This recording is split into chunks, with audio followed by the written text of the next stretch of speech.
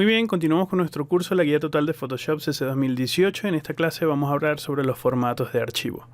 Quiero aclarar que el archivo, valga la redundancia que estoy utilizando para esta clase al que le voy a estar encendiendo las capas, va a estar incluido también en los archivos del curso, lo van a poder descargar.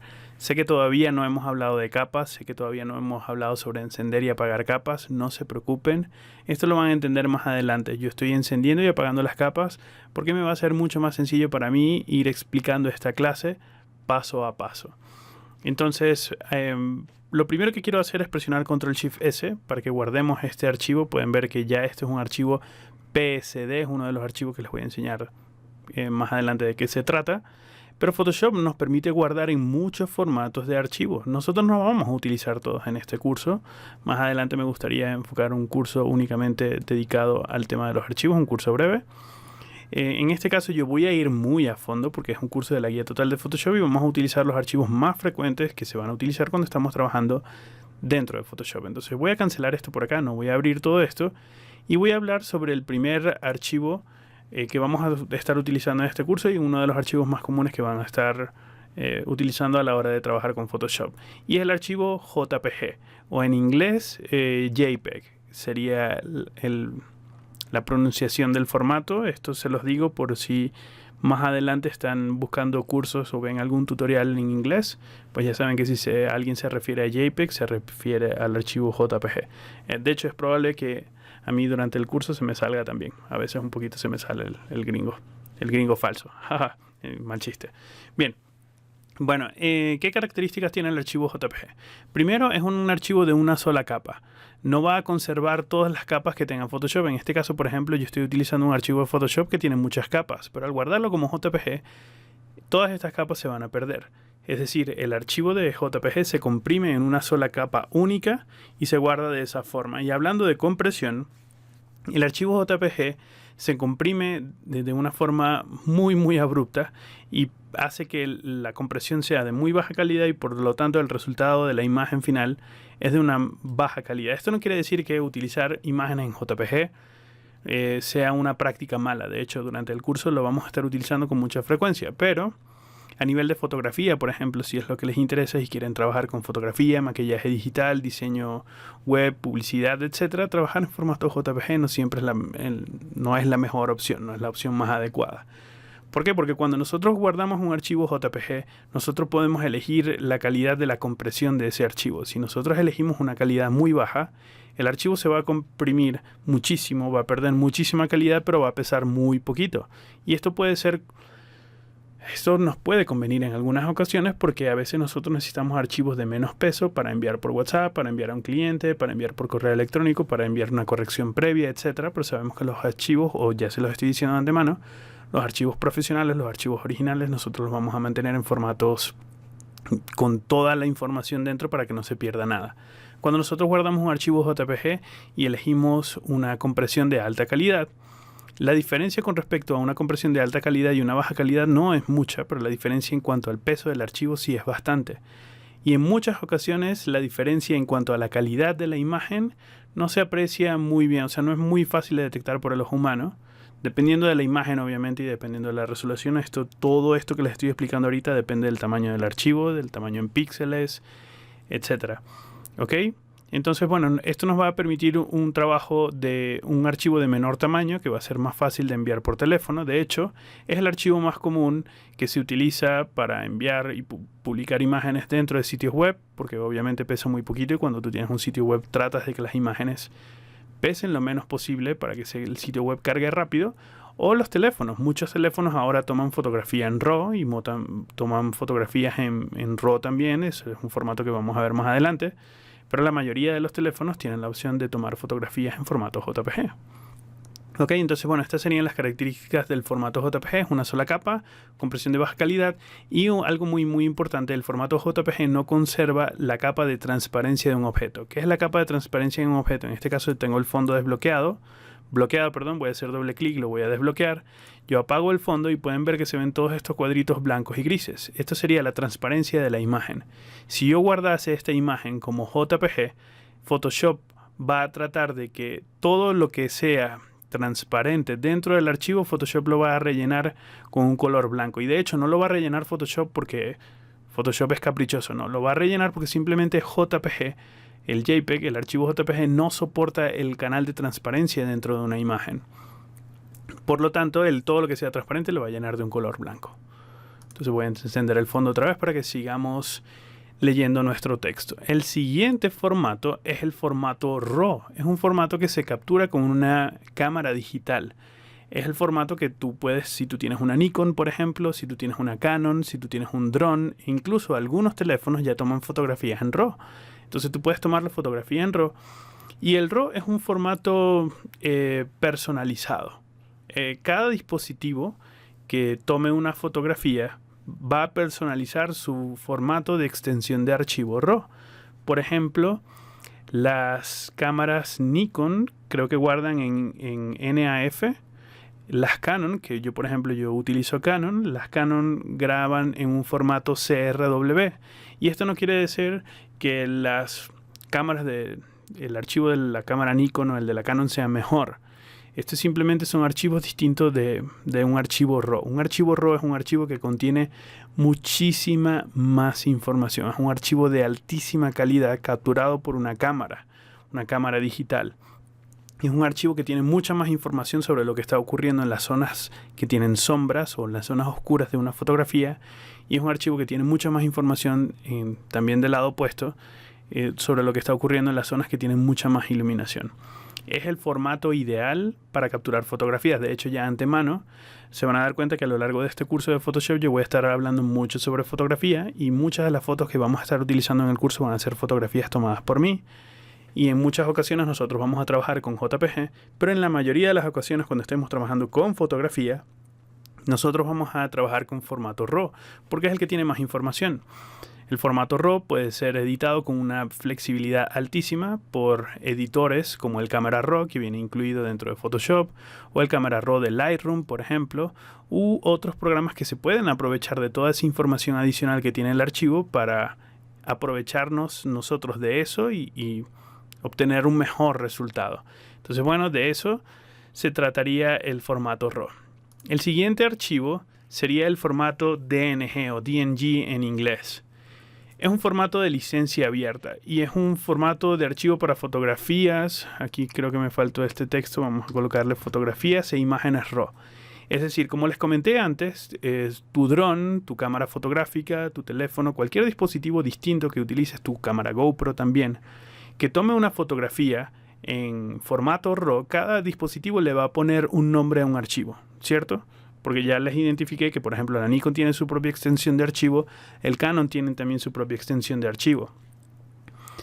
El DNG es un archivo de formato de licencia abierta que configura y almacena toda la información RAW de un archivo. De esta forma yo puedo tomar un archivo RAW de una cámara Nikon y yo lo puedo guardar como un archivo DNG y voy a conservar toda su información de RAW, pero ya no es un archivo Nikon. Igual con un archivo Canon, yo puedo tomar un archivo CRW de Canon, lo puedo convertir y guardar como archivo DNG, voy a conservar todavía toda su información y características de una imagen RAW, pero ya no sería un archivo CRW, estaría trabajando con un archivo DNG. Espero me estén entendiendo.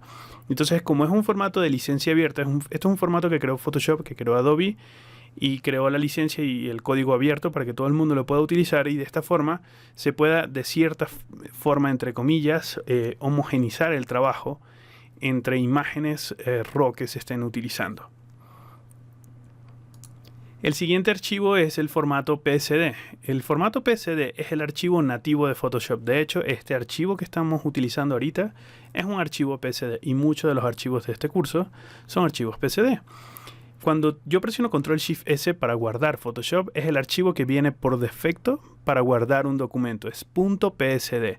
De hecho, este curso se llama La Guía Total de Photoshop y el enlace de este curso es gov3studio.com/psd18. Y esto no es por capricho, es porque PSD es la abreviación del formato nativo de Photoshop y por lo tanto yo lo relaciono a PSD. De hecho, ustedes lo van a notar en foros, en comunidades, etcétera, en redes sociales. Cuando ustedes estén consultando sobre Photoshop, a veces da mucha pereza escribir Photoshop, son muchas teclas. Entonces la gente se refiere al Photoshop como PSD y ya cualquier persona lo puede identificar como un archivo de Photoshop o que sabe que se está refiriendo a Photoshop.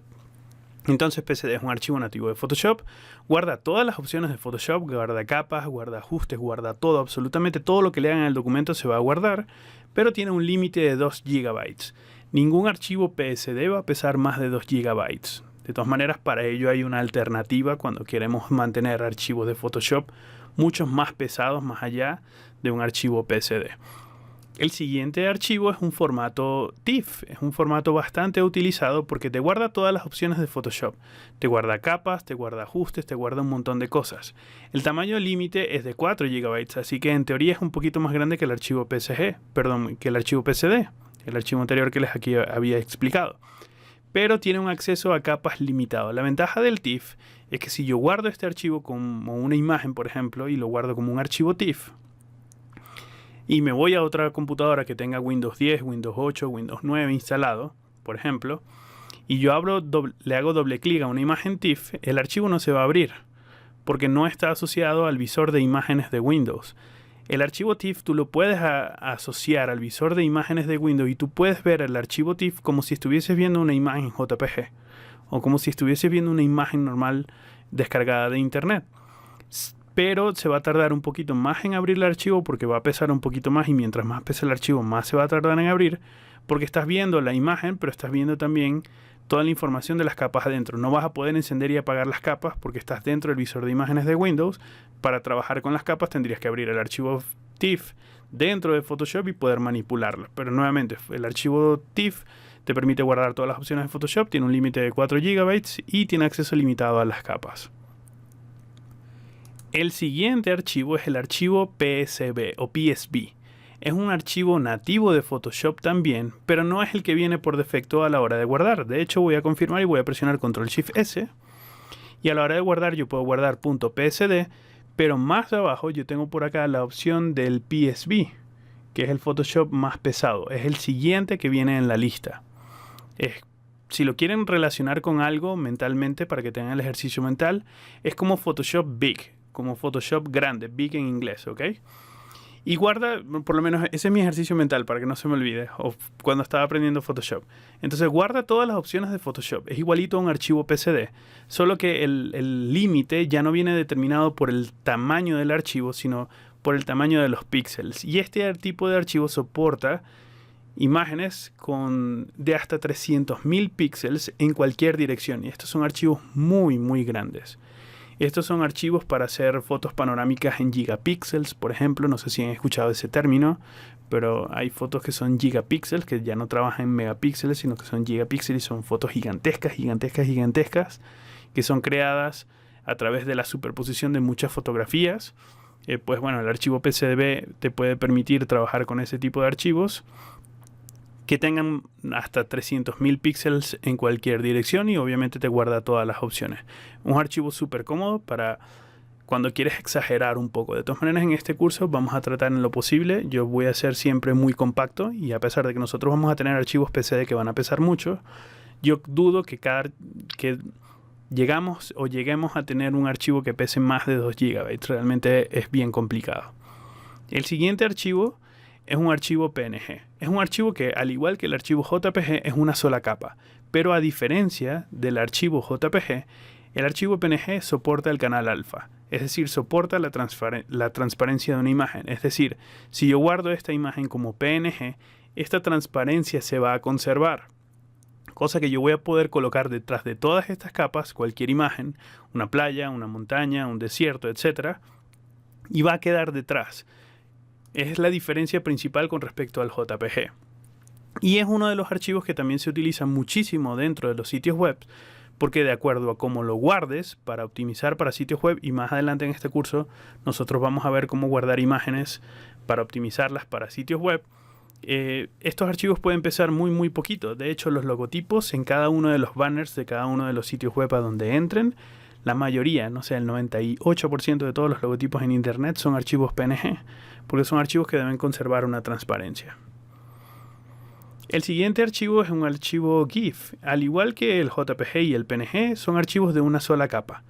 La diferencia de este es que solamente soporta un máximo de 256 colores, es decir, no tiene todo el espectro de todos los colores disponibles, así que la calidad de la imagen siempre se va a ver bastante comprimida cuando estemos guardando en archivos GIF. Y soportan un bit de transparencia y soportan animaciones. Y esta es la clave y esto es lo interesante de esto. Y lo habrán visto en muchas páginas web de contenido viral, por ejemplo, o algunos GIF que incluso tiene ya redes sociales. Por ejemplo, Facebook ya te deja insertar GIF en tus comentarios. Y son estas mini animaciones pequeñitas basadas en imágenes que se repiten una y otra vez y duran muy poquito, generalmente 1 o 2 segundos, y es un gatico lamiéndose una pata, o a lo mejor es un meme, etcétera, ¿ok?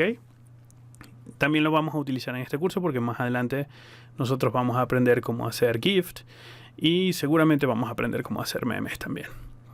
El siguiente o los siguientes formatos serían el .mov, el .264, el archivo AVI, el MP4, el AIFF, el M.33, perdón, el MP3 y etcétera, etcétera. Por favor, no es un formato de archivo.